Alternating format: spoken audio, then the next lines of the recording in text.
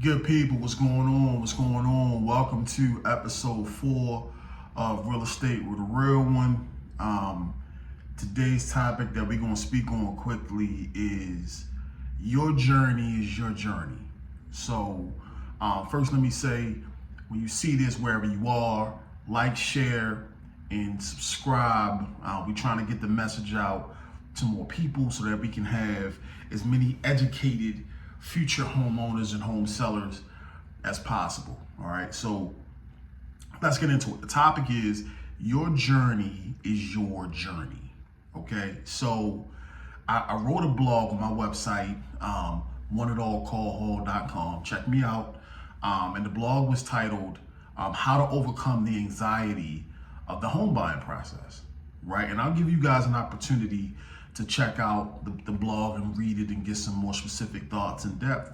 But what I want to talk about is your journey, right? So from a real estate perspective, and whatever you do, right, in life, it could be your career, it could be your family, your journey is your journey.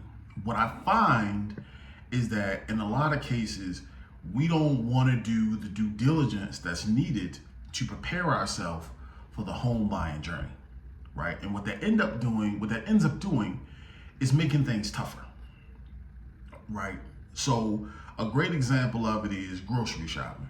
Right, so when we're out buying groceries, it's simple. You know, like everybody's going crazy right now over the price of eggs. Okay, so it's nothing for me to call someone I love and I care about and ask them, hey, you know, these are the markets I go to. Where was the place that you got the best price on eggs?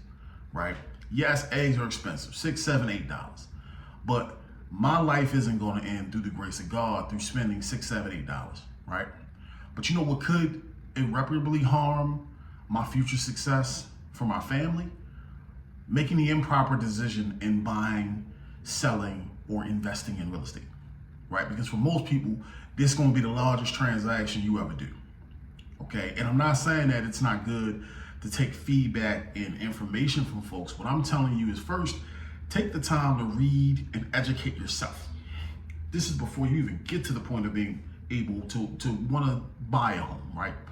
You want to educate yourself as much as possible. And that's important because for many folks, including myself, we may have come from communities or education systems where practical things such as doing taxes, buying homes, financial literacy wasn't taught, right? So you have to get out and do the education and teach yourself. And in this case, the first step is you want to educate yourself.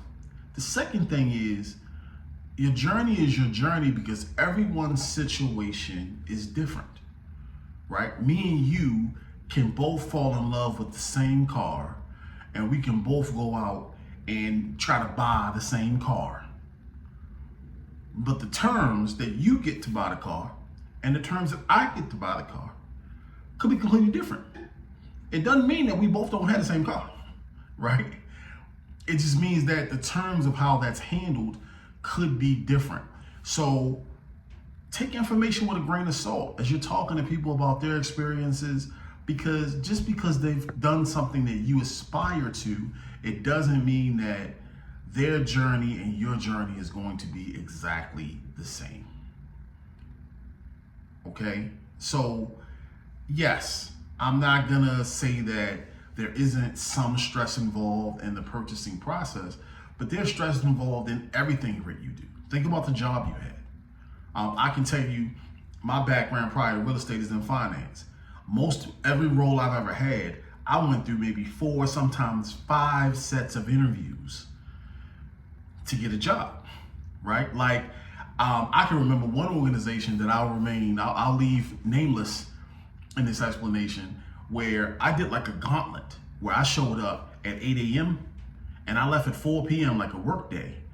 And hour after hour, I got little small 10-minute breaks, sips of water and used the restroom. But I met with every executive and every manager in this area to see if I was a fit. That's a lot of work. And some talented people that had an established, successful career would have looked at that like, man, I ain't doing all that, right? But I had a goal and I had something I wanted to do. And if I wanted to take my career in that industry to the next level, that was a big step to show that at that point I was ready to compete with the best and brightest in that industry. So what I want to leave you with is your journey is your journey. Don't become discouraged. Take positive information with a grain of salt. Take negative information with a grain of salt. But don't allow someone else's journey to affect yours. Thanks for your time, and I'll see y'all again.